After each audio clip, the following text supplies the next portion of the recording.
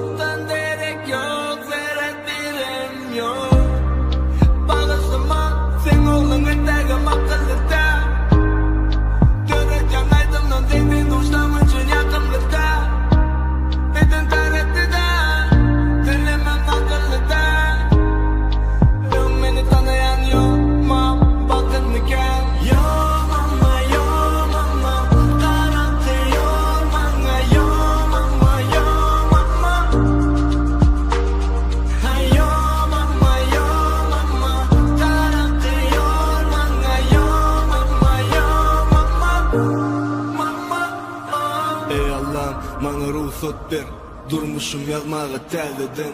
Her geçen günümün kazasını alacak bolmasa bozulur terledim. 40 farzımı kılmadım, 5 vaktine secdeye kılmadım. Bak imanım karışa kıvladı, men olsa samsak ters yola ılgadım. Ahırı göz gördüm, ana şondan son aklıma mezördü. 2 gün hemmesi hosar, 3. gün her kimin özerdi.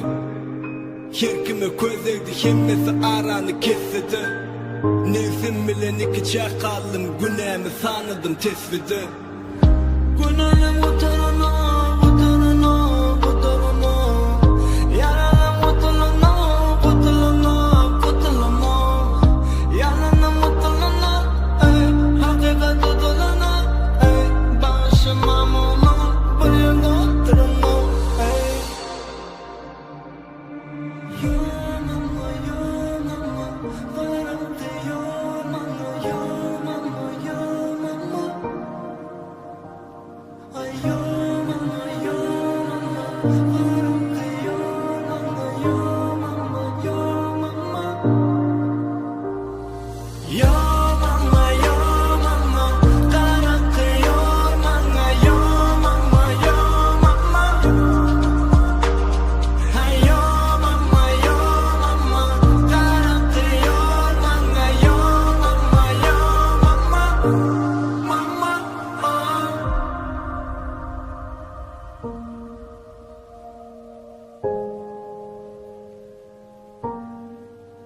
I died.